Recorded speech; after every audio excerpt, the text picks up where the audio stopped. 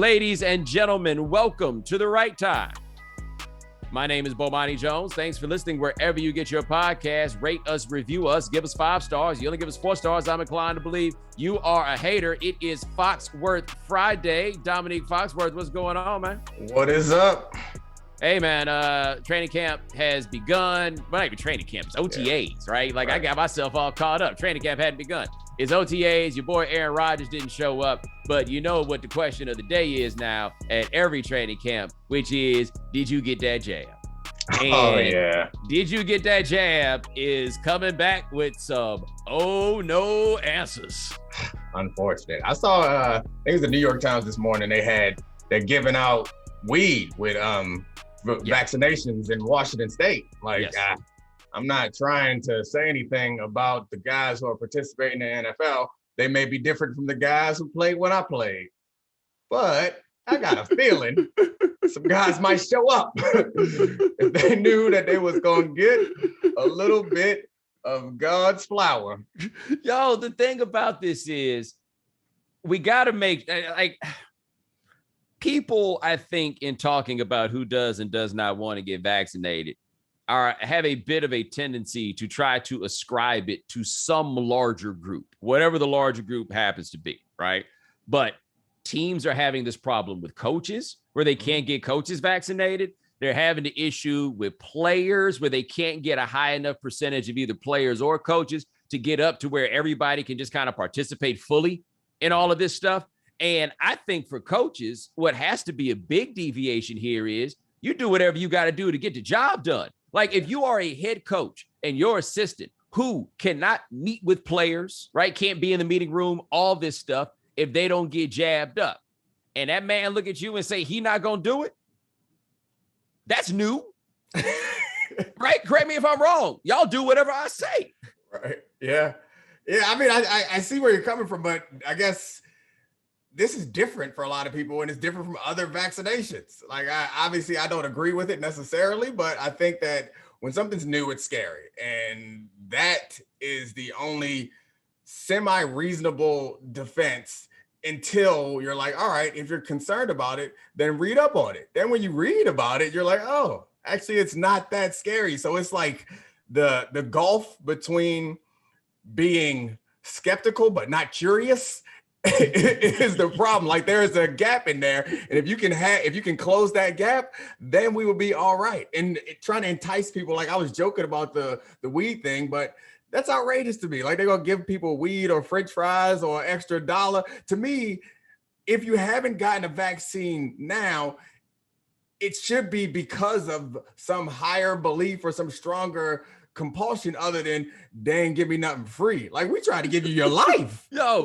I would think that weed is not going to get me any more than what was going to get me before. Yeah, I guess it would be better for me if somebody, when they were making that explanation, was just a little clearer, right? If they were just making a little bit more sense, because I'm not discounting the possibility that you could give me an argument for why it is that you're not going to get jabbed up, right? Maybe you got something for me, and I'll be like, oh, okay, that's what it is. Just don't tell me this yet thing, right? That's my only problem. When you put this out, that's not my only problem. I'll be honest about that. But when you come out here and talk about, I haven't gotten it yet, ain't no hold up. You can walk up into CVS right now and get that thing, right? You just ain't getting it. Maybe you will get it later, but the fact that you have not gotten it now is not because you have not gotten it yet. You have just decided that this is a thing that you yourself are not going to do. And I'm so confused because once that jab came out, baby, I was trying to get to it ASAP. I mean, I am opinionated because I have to be for this profession. But most of the time, I think in my normal life, I tend to try to understand people and think through how they could end up there, because most people are reasonable, I guess. And even if you disagree with the chain of logic that got them to a decision, you can follow it. I have a hard time following any chain of logic that gets this decision, because to me, it feels like to not get it right now seems illogical. And some people say things like, do your own research. That sounds good, I guess, but I can't. Like, I gotta trust what the doctors and the scientists are telling me, because that's how societies are built. Like, at some point you gotta trust. Like, when I'm walking around in the city, the walk sign comes up and there are 10 cars sitting there, and I gotta trust that nobody in those cars are crazy. Like, that's called living in a society. So, like, I feel you. And as Black people, we understand. Like, as many times as I've heard people bring up Tuskegee in the last month, or Henrietta Lack in the last few months, like, I get it. But also, we either gotta leave or we gotta buy into the fact that this is a society and we gotta act communally in some regard. Well, I want do your own research guy to be somebody to actually do research. Is that too much for me to ask? Like, whenever people say you have to do your own research, researching is always a trickle-down situation. Right. All of us are researching somebody else's research, right? Unless we can take this all the way up and you got a beaker in your hand. You know what I'm saying? We're all trusting somebody else's research. These cats like, I got to do my own research on this. Tell me about the research. Yeah, your research is read articles just like it is for the rest of us normals. It is like someone going outside and playing pickup quarterback and saying, oh, I know how to play this position now. I did my own research. That is tantamount. Like, you guys are armchair scientists. You can't do no research. Well, how about this? Why you ain't done it yet? Right? Like, if you're saying that you, at this point, like, Sam Darnold came out here, and Sam Darnold basically, I think he gave kind of, I got to get some more information, type of answer. What you waiting on, dog? Like it's not like this thing is new. It's not like information has not been readily available. You just not gonna do it. That's all it is, right? Now, to me, if I was doing something that I felt like was really in the name of my own safety, I would be able to loudly and proudly explain to you why it is that I am not doing this. Like your man Montez Sweat, right? I really didn't want to come down on him. He sounded so like this word hit different when you say it about Black people, so I try to avoid it, but he just sounded so ignorant, like I mean that in a very literal sense of the term. And so they asked him about bringing experts in, because apparently Washington, because they're in Washington, they got access to a whole different set of people. They brought some real folk in there to talk to them about it. And he said, asked him how he felt about it. He's like, he wasn't a fan of them bringing those people in. He said he's not going to get the vaccine until he gets more information. And I'm like, dog, that's the information right there. That's it. Those are like, what, even if you don't trust them, there's nobody you should trust more than those people, right? Just in terms of the information they got. All right. So then he says that, and then he says something about he ain't going to treat COVID until he gets COVID, which just showed a drastic misunderstanding of how all of this works, right? Like how the totality of it goes. I just can't imagine coming out of this whole year and they like, hey man, they got something that'll make it where you can't catch what this thing is that's kept people locked up for the last year. And you be like, I don't know. I got to do my own research. Yeah, I want to know what else people do their own research on. Nothing. Or I think it's just like it's meant to be a get out of jail free card. Like, that's when you say yet. Like, there's obviously another reason why they're not doing this, and they don't want to get dragged into the political version of this conversation, or they're just scared. But there's another reason why they're not doing this and saying, I haven't gotten it yet, or I need to do my own research. They believe that is just that they have now answered the question, they can move on. But no, you haven't answered the question, because your point is another one, is a super valid one. Like, we're past a year. What's taking you so long to pick up these beakers and do this research? And who are you going to get this information from? And yet, what are you waiting on? Like, you are around people. Why are you waiting? I think the fact that it doesn't, or it's not fatal, or the fatality numbers for like young, presumably healthy people aren't scary enough, but the side effects or the long-term impact, like, that's scary enough for me to get on board. So I just, and fear is the only thing that would make sense. Either that, or you believe that we are all living in some some society that's controlled by like all those conspiracy theories. Like you're either scared or you believe in some grand sci-fi conspiracy theory. Well, here's my question. Have these people called, I don't know, their doctor? Like when we start hearing all this, I got to do my own research. Have you called your doctor? Just curious. Has that person been on your list? Like, again, I want to know, like, who are these, when you need medical advice, who do you lead on the internet, right? Like these people, where they're like, yo, I got to go figure this out. Who are they calling? Are you calling an old professor, right? Are you calling somebody you know that work at the drug company? Which one is it? Because like, I'm down for a good conspiracy, man. You know, like I acknowledge that there are conspiracies that exist. This is not the one. And if you're going to say Tuskegee, I need you to understand what actually happened at Tuskegee. Like, that's the thing. When people say about, what about Tuskegee? I would recommend that you ask those people what happened at Tuskegee. See what happens. See what the response is that they're going to give you. But none of this is going to change their minds.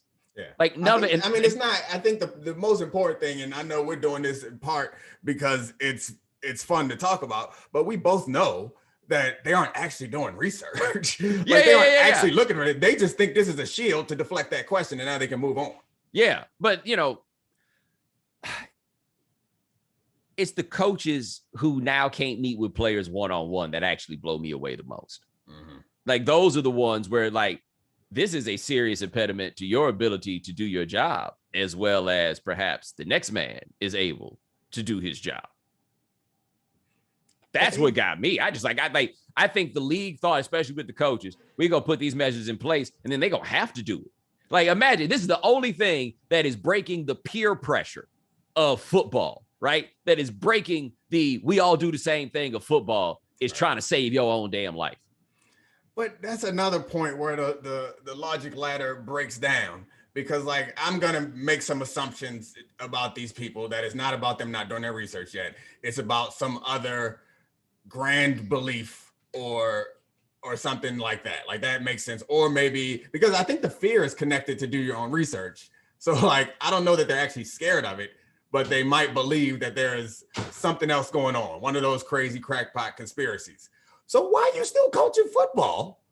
That's what I don't get. Like, if I sincerely believe that people was trying to put chips in me, or they was trying to test something, or whatever these crackpot conspiracy are, if I sincerely believe that, you think I'd be sitting right here recording the episode of Foxworth Fridays on the right time? Like, that's what I don't understand. Do you sincerely believe that? Because if so, you got some time management issues. Yeah, man. Like, this is the way that it gets received this upcoming season, if and when people test positive. Because the one thing about the vaccine is you can make an argument that the more people who get the vaccine, the less you personally need to get the vaccine, right? Like, you kind of, this is the free rider dilemma. We out here doing what it is that we supposed to do, so you could be out here living reckless. And we are seeing the positivity rates fall in a lot of places because we are decreasing the number of people who have the ability to spread it. But people obviously are still catching it. That dude in golf had $1.6 million headed his way. Then he tested positive, and they had to, get him up out of there, right? When this happens this season and people test positive, last year, I think that we kind of, we shook it out of a lot of people that was like, you got to stop shaming people for catching it, because people can catch it all kinds of ways, so forth and so on. Like, we got to stop doing that. So, It ain't going to be that attitude this year. Like, you mess around and you catch it in the presence of the vaccine. Yeah. The judgment will flow from all corners. You better have had the vaccine and they got some new variant. I want to test it immediately. That better be a new variant that the vaccine does not protect, which is also a problem. That's how we get new variants. It's by people not getting vaccinated. But if you are unvaccinated and you catch it, like, I don't understand why we can't judge those people. Well, you remember when all those coaches from the Yankees all said they got vaccinated, but they all got it? I'm not saying that they are lying. I am saying, however, the odds of that feel infinitesimal. Yeah. Right? You're a statistician. You could do the math and figure that out. But I'm going to go ahead and say, Hell no. It's like, did y'all get a bad batch? You know what I'm saying? Like you open it up and you were like it didn't have no labels on it. They were just like, yo, give them the shots to say that they got the shots. Like something about that. I was just amazed on that placebo vaccine. Yeah, I was just amazed. We just rolled that out. We were like, wow, they got vaccinated and all of them got it. Isn't that crazy? Yes, it's insane. It's 100% insane. Like if I'm the Yankees, I'm definitely going to whoever we got this from with my receipt. Yeah. Somebody got to give us a refund. Yeah. I don't know. I feel like we might be like rehashing a bunch of stuff that everyone has talked about, but this is like something that we do for everything in life. Like you went to public school, you went to private school, they probably even stricter. You have vaccines. You ever traveled internationally to some places? You done got some vaccines. Like we talked about how we still getting a polio vaccine, got the foot on polio's neck. Yes. But this one it's just different enough and it's just new enough to give some opportunity for people who are looking to deceive people, give them an opportunity to create that deception, and they just want to grab onto it and be counterculture. That's another thing that I was thinking about is how I don't know, somewhere along the line, counterculture became like what is cool, you know, like to be different is what is cool. And I think about that sometime with like the current situation in this country in many ways, and probably the world in most places, is it feels to me like those people think they cool. Like I know something you don't know. I got something like we over here, you over there following them lames. You wear the uniform to school. I turn my jacket inside out. You know, like that's what it feels like to me, is they convince themselves that they are rebels. They are bad boys. I ain't getting no shot. That's what the sheep do. Stop it, dummy. Yo, you know what this makes me think of?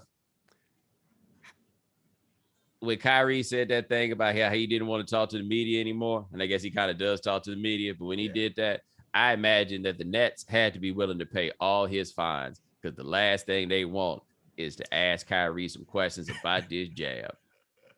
I don't see, I mean, I guess something positive could come from it because he does have these moments of clarity and lucidity every now and then, but I got no idea what he might have to say about this jab.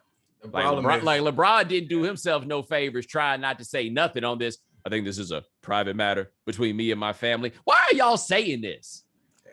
You know what I'm saying? Like, we're not asking you about, like, there are all kinds of medical things that I feel like are like, yeah, you know, that's really none of your business. I get where people come from on a lot of it. Whether you got that jab. I mean, I remember like when we're going to camps or going to school, they straight up asked me, did you have this vaccine? And I had to show them my paperwork in order to be let in the front door. So I understand the reasons why they can't be the same now, but I don't see why you need to be scared to talk about it or concerned about sharing it. And LeBron, that China issue for LeBron was like his major like public faux pas. And to me, like that, and people try to use that to like club LeBron anytime anything comes up, they use this. But in this case, like it's kind of somewhat fits, whereas like you are outspoken about this particular thing that presumably on face value doesn't impact you, but actually deeply impacts your pockets or could impact your pockets. But this other issue, which kind of is the same, like it doesn't really impact him on a day-to-day, but it could potentially deeply impact his pockets. It's surprising that he, with a movie coming out soon and revenue, you don't get these people vaxxed up. You don't want people to go see this in the theater where they can buy overpriced popcorn and all of this stuff. My God. By the way, do you give a damn about this movie? No, I want to, but I don't. I never felt like Space Jam was some kind of classic in the first place. We were too old. We were both too old. Yeah, I guess, but like Hit 'em High, that was a classic. Now that right there. If I hit 'em high, hit 'em high, hit 'em high. Like that. Now that. Now that's a classic. That's a classic. But I did not realize or recall people having this level of Space Jam affection that seems to be coming through in all of this. And again, LeBron James is not Michael Jordan. And I think as important, the Looney Tunes are not as ubiquitous as they were. I just don't feel like this is, I mean, I could be wrong. Somebody could let me know, but I feel like he's setting himself up for disappointment. Yeah, I mean, it'll do well. I think it'll do well. I mean, what are we calling well? You know Well, what I I mean? guess Like, it depends on what they spend on the budget, and if half the cast is cartoons, I assume the budget is pretty low. So that's a I good point. suspect it'll do pretty well. But yeah, you're right. So I mean, that's just a product of like the times. Back then, there wasn't nearly as much media, and so like Looney Tunes was around. It was on. People watched it. They knew what it was about. It meant something different to a society, and putting that together with Michael Jordan was a big deal. But I still think that the reason why you don't think it's a big deal, and I enjoyed it. I remember it. But I don't remember rushing out to the theaters, was because of our age. Like it was in 96 that it came out. I was 13. Like I thought I was cool. I was trying to go see Sunset Park or whatever was coming out around that time. I wasn't trying to see no cartoons, but I know like my brother-in-law, my wife's sister's husband, like he's younger than me by like 5 or 6 years, I guess, loves Space Jam, indoctrinating his kids with Space Jam. Like it's a different thing for different people. I mean, but like, and I guess you're right. Maybe it's an age situation. Maybe I was just too old for Michael Jordan out there with cartoons. Maybe that's what it is. And I guess I just don't know. I just feel like I see why someone thought that this was a great idea to do. I am not sure it is ultimately going to prove to be that great idea, but I had not thought about that. I mean, how much do you have to pay the cartoon? Because I mean, you do have to pay the cartoons. You don't pay the cartoon characters, but you got to pay the cartoon company. Yeah, I mean, I would guess that they aren't paying. They are probably like part owners would be my guess in the picture. They aren't paying them a licensing fee, and the same is true like LeBron's production company. So he may not get a salary, and once you come out at the end, you got all these computer graphics making up your film. Like that seems a lot cheaper than everything else. So I don't know. I guess we'll figure out what the budget is. But to me, it seems like it'd be pretty hard for this to be a loser, like a flop. All basketball fans gonna see it, and they're gonna take their sons and daughters who play basketball to see it. Like and everyone who remembers it, who loved it from when they were kids. I mean, that's the whole point of using like tried and true IP. Is you got a built-in fan base. Yeah. It will not be a flop, right? Like I mean, it'll.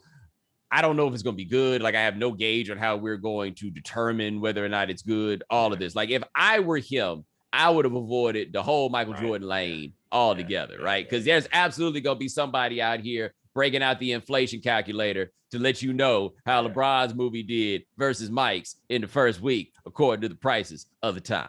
LeBron is a better actor than Michael Jordan. Yeah, that's I think so. Like I've seen LeBron. Even back when he had the LeBron's, you remember that? Oh, the LeBron's were great. Yeah, that was great. I was like, LeBron got it. You remember when LeBron hosted the ESPYs? LeBron was giving it to him. Yo, let's talk about the LeBron's. I have no idea why they discontinued that campaign, because that is quite possibly. Forget the 2012 and 13 seasons. The LeBron's is the best thing that LeBron ever did. Player hater, elevator, mess with me, and you gonna die.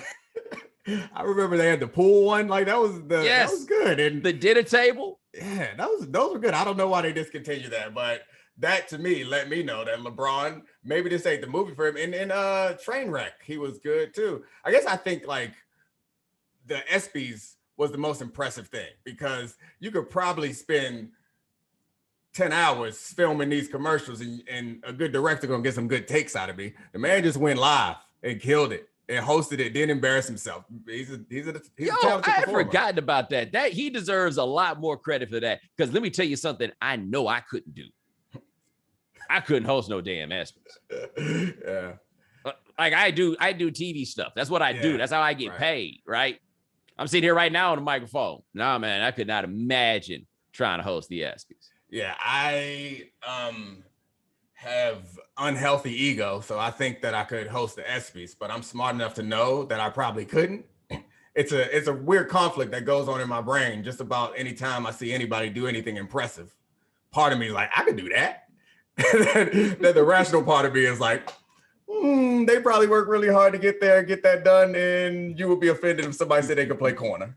Yeah, no, fair. By the way, speaking of LeBron, commercial support for this podcast is provided by BetterHelp. In May's Mental Health Awareness Month and throughout June, The Right Time is proud to join the cause of destigmatizing therapy. If you're struggling with relationships or having difficulty sleeping or difficulty meeting your goals, or if you're feeling anxious or stressed, BetterHelp counselors can listen and help. BetterHelp will assess your needs and match you with your own licensed professional. It's not a crisis line. It's not self-help. It is professional counseling done securely online.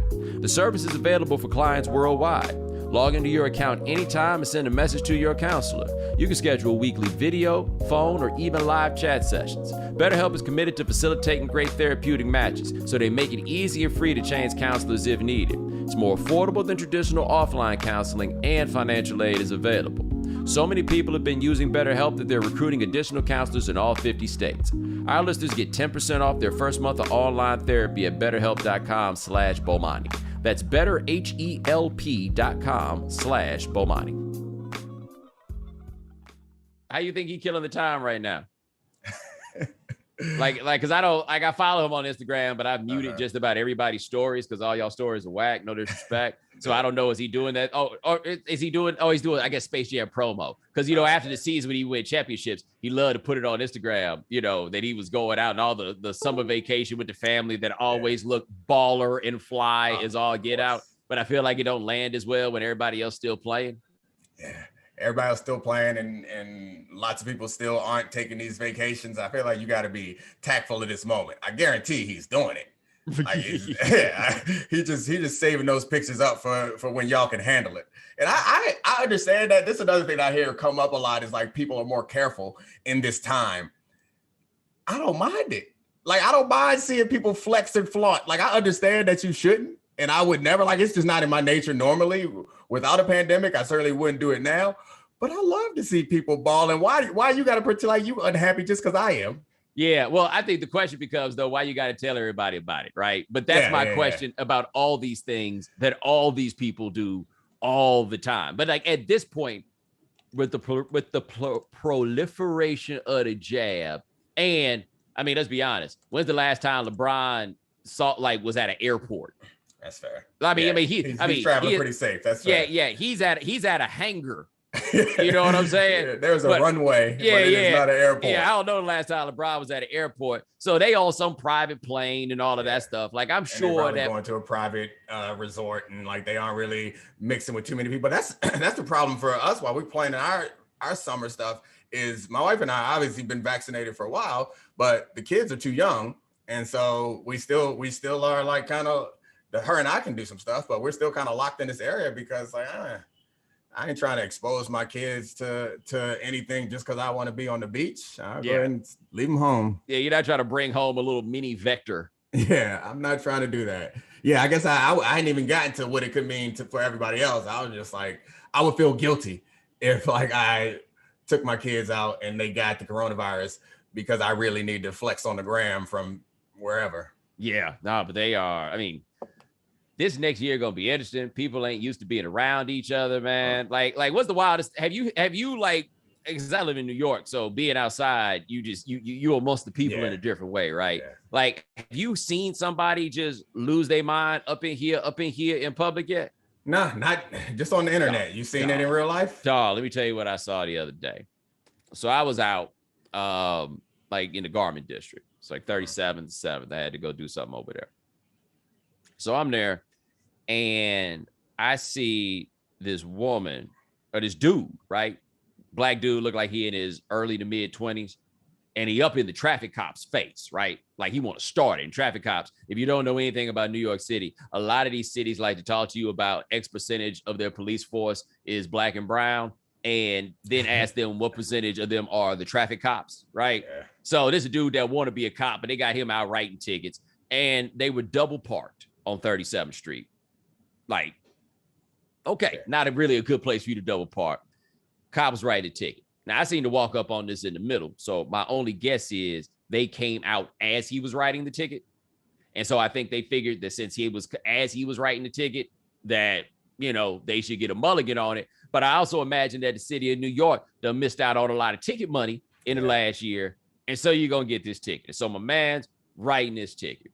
The young brother in his 20s, in his face, about how he going to mess him up, everything else, in his face. My man cop arms folded, just like, let him talk it out. You keep doing it.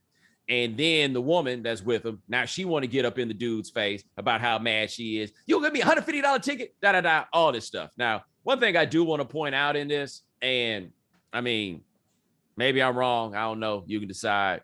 But the young dude had a whole lot of energy for that cop to be going and sitting in the passenger seat. You know what I'm saying? Like, I mean, like me, I'm not taking it from you with you being the aggressor and you about to go sit in the passenger seat. So anyway, my man writes out the ticket, and then the woman's like, $150. Like, she's so mad about this. Cop gave her the ticket. She literally tore it into pieces and threw it in the cop's face. And then got in the car. Wow. Yeah. I don't know if the traffic cops are allowed to be their authentic selves on the job in the ways that the others are. But my thought was, after she did that, you still gonna have to pay it. The record doesn't go away. Yeah. It's like a hootie hoo. When Andre's like, guess what I did? Click. Like, it's not over, right?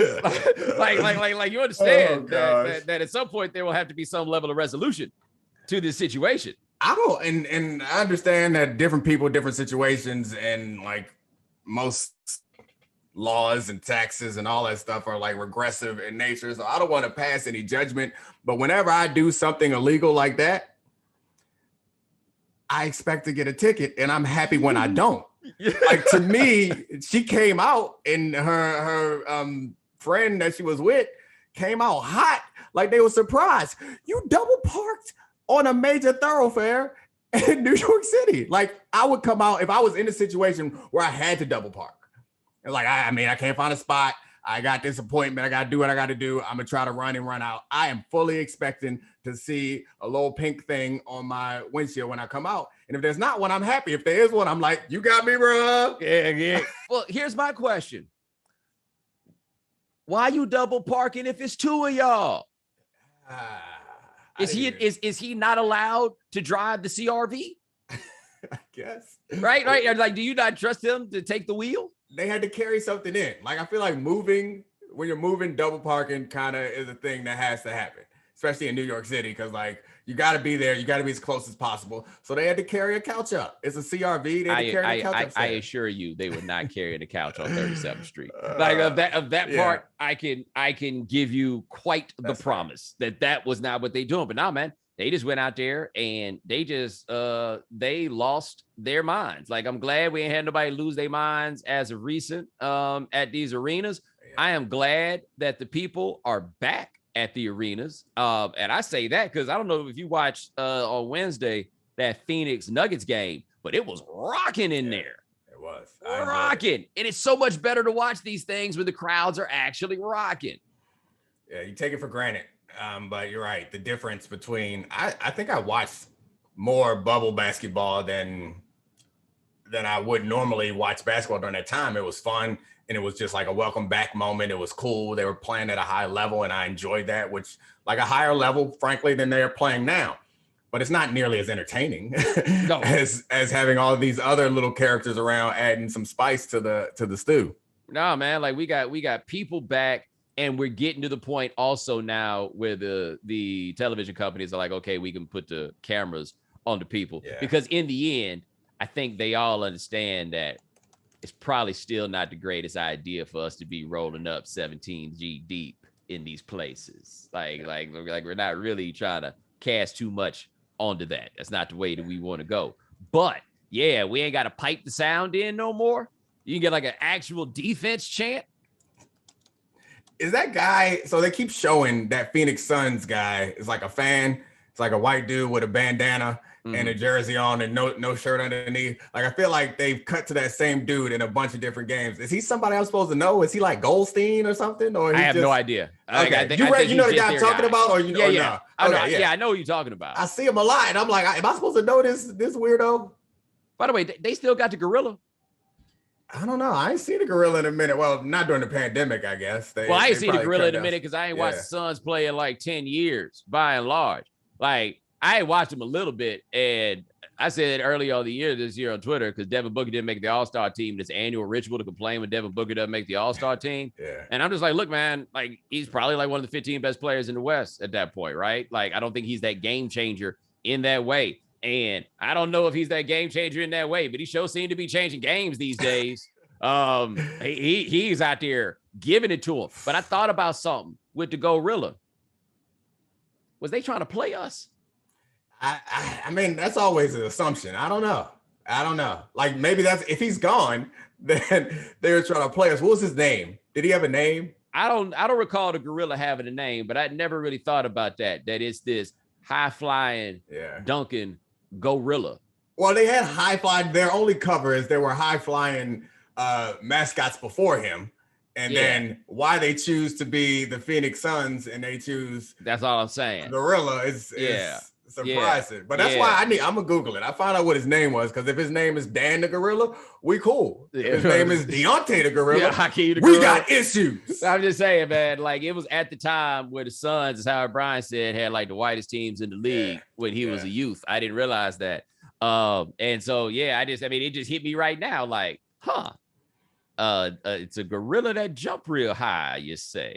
I'm surprised that it just hit you right now. Like when like mainstream white institutions start toying around with anything ape-like or monkey-ish, anything that is close to the human but not quite there. My first question, I go through a mental checklist. Like, did y'all do this? Did you do this? Did you do that? Is it okay? All right. Like I do a bit of like retroactive, what you mean by monkey.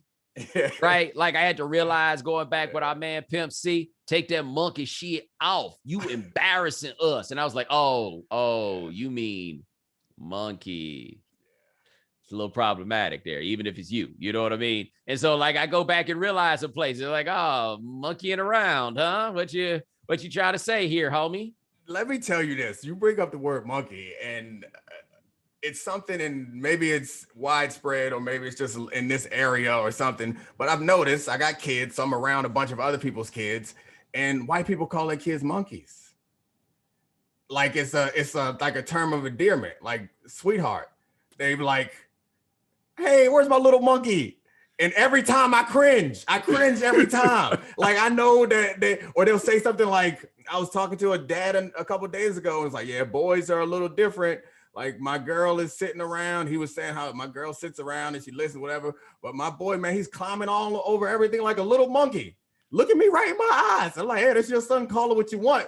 But if my son starts climbing on some stuff, I know what you bet not say. Yeah, that's not gonna be it. Get down here, you little monkey. But no. You hadn't heard that? You hadn't heard that before? Like, or maybe it's just not around kids. I guarantee you, people who are listening are gonna recognize that they know somebody who call their kids little monkeys. Yeah, no, monkey hit us different. Like monkey, you're like, who the monkey? Yeah, what you mean? Actually, I don't need to know what you mean. I know what you mean. But I wouldn't even toy around with that if I was them, because I don't want to get comfortable saying it. Nah, but they only be kicking it with each other. Therefore, there's nobody to enforce. And that's how they accidentally call your kid a monkey. Well, not wishing it. You know what I'm saying? I am positive that the first time they call young Foxworth a monkey will be the next time they hear from Ashley Foxworth, and it will be the last time that any monkey references are made. I'm gonna tell her immediately. I can't handle this. Hey, you know what they just said? Oh man, like you don't even have to handle this, man. You just got to bring that up and just let it go. I done seen a couple emails some fiery emails that had to go out, not necessarily to the school or people at the school, but just in general, when she gets into polite email mode that shows that she is much smarter than you and everyone else, and not to play with her. It is unfortunate. Neighbors done caught the heat. I just lay low. Yeah, see, my mama just go to the school. It like when your mama got a PhD, like everybody kind of knows what time it is, and my mama just kind of has that sort of presence. And my mama ain't gonna flash on you necessarily, but there's a good chance you might lose your job. Like, I will wrap this up with one of the greatest stories of all time that'll just let you know, like, my mama's silent but deadly on this, right? So my sister apparently had this teacher when they were growing up that was apparently very poor at her job. And so my mama was trying to figure out like how to politic it and figure out how to make some moves, right? And so what my mama decided was, I'm going to go help her grade papers. Okay, now keep in mind, this is my mom in her 20s. Mm-hmm. You know, it's like, I'm going to go help her grade papers. Cool. So mom goes up to help her grade papers. And the teacher looks at my mama and says, oh, did she tell you that we were studying the five original Indian tribes? Because it's the 70s and that's how they talk, right? The 5 original Indian tribes. My mom was like, original? I've heard of the civilized tribes, but not the original tribes. And she said, yeah, well, those are the tribes that were already here. And my mama says, well, how did the other ones get here? The Pilgrims brought them. Nah. My mama gathered her papers. She put down the one she had been grading. She took the other stuff that she came with. And I believe that was the last day that that young lady was working in our educational system. Oh my gosh, shit. That was not my mama's tact. My mama was going to let people know it was not nearly as strategic. It was more like we're gonna blow this whole building up if y'all don't get right. that was my mom's technique. That one wasn't one to build nothing up. But like I think my mama carried it in a way nobody really ever broke bad with me. Yeah. Because they knew who was coming. Right. And they knew they couldn't win. Yeah. Because we all know she came in. She just had to manage the situation at that point. She came in with some gravitas. She came in with that. They knew who they was. It was a slightly different situation where in my schools they was testing out kids to see who had what. She come in and set the tone early on, and then I was good. She was like PTA president at some point when I was in high school, which is vastly different than what she did in elementary school when the lunch lady thought that she needed to guide me to the line with her hands. Ooh. That was bad. Also, my second grade teacher, I got in a fight, and I guess it was third grade. Got in a fight. The kid's mom came to the school the next day. The mom came to the class and wanted to speak to me. The teacher sent me to the hallway to talk to a parent of a kid that I got in a fight with yesterday. When I got home and told my mom that, boy, like how dare you do that? Like I'm a 6-7-year-old kid, and the mom of a kid that I just fought said, "Can I speak to Domonique?" And the teacher walked me to the door and sent me outside to talk to this random adult. Yeah, all of Baltimore County schools was about to pay. And on that note, ladies and gentlemen, thanks so much for joining us here on The Right Time. Domonique Foxworth, check him out, theundefeated.com, various ESPN television products, and every Friday here on Foxworth Friday. My man, Gabe Bassain handles everything behind the scenes. Thank you, sir. Also, shout out to our man, David Presley, who handles video. If you guys don't know, we on YouTube now. You can go check us out. Remember, follow The Right Time, rate us, review us, give us 5 stars. You only give us 4 stars, I'm inclined to believe you are a hater. We'll talk to you guys in a couple of days. Take it easy. Call my mom and tell her I love her.